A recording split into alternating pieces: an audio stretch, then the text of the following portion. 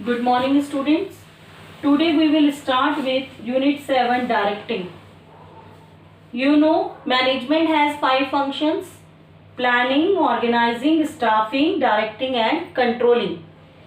Directing is the fourth function of management. Till now we were doing only the paperwork.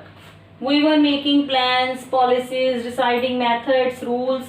All this was the paperwork. Then we were organizing, we were arranging resources, we were arranging machines, we were making organization structure. Still work has not started. Then after that we appoint a staff. But when the staff will work? When will we guide them? So directing is the function which initiates action in the organization. Directing initiates action in the organization.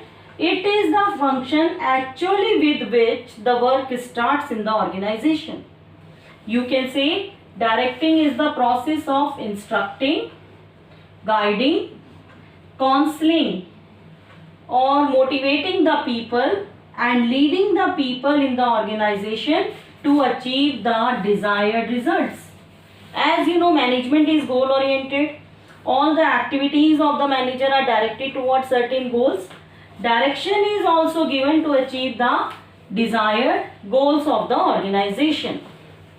Now, directing function has 4 main elements. First is supervision, then motivation, leadership and communication. Now, what is supervision? You can study supervision in 2 ways. It can be studied as an element of directing, or you know there are 3 levels of management and the lower level manager perform the functions of supervisor. So it can be studied as a lower level managerial function in the managerial hierarchy. Now what is supervision? Supervision consists of 2 words: super plus vision. Super means over and vision means seeing.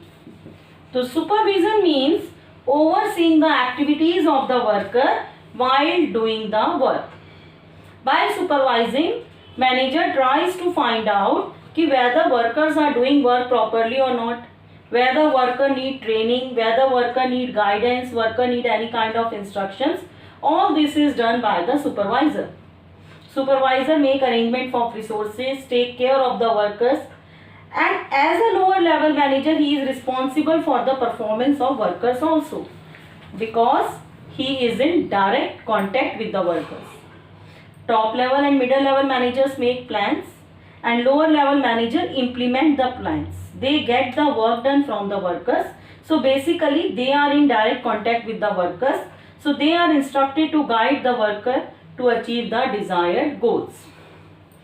Our next element is motivation. What is motivation?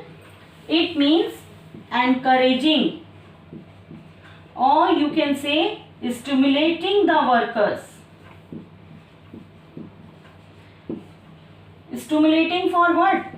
Stimulating the workers to work in the desired manner, to work in the desired way. That means what is the desired way? The way which goes towards achieving the goals of the organization. So motivation is basically encouraging the workers in the organization to achieve the desired goals, to improve their performance, to accept the changes. This is done by motivation.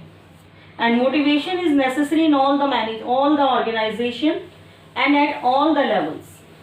It is not that it is required only for lower level workers. Even top level managers need incentive. So how motivation can be done? Motivation can be done by providing various kinds of incentives. Financial incentives as well as non-financial incentives. Financial incentive means if you achieve the goal, your salary will be increased. You will be promoted at the higher post. This is non-financial incentive. Increase in salary is financial and increase in post is non-financial. or you will be given award. What is this? This is financial or non-financial? This is non-financial incentive because it is not backed by money. It gives respect and self-satisfaction to the worker. So motivation can be done by providing various financial and non-financial incentives. Next element of directing is leadership. Leadership is interpersonal quality of the worker. It is interpersonal quality of the manager to influence the others. Manager, with his behavior, with his conduct in the organization, puts such impact on the people that his subordinates follow him willingly. They do not follow him under pressure, but they follow him willingly because they want to follow him.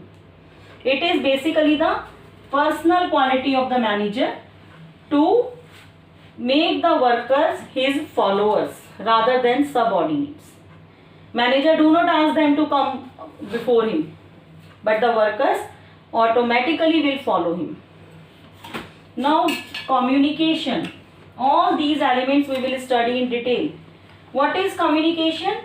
Communication is exchange of ideas, messages, information, instruction, complaint, suggestion, anything which you want to say something to other person. But communication, when does communication becomes complete? Communication becomes complete only when it is understood by other party. Understanding is must. Communication is exchange of ideas from one person to another, and it is necessary that another person should understand the message. So we have completed 4 elements of directing. Now we will study the features and importance of directing.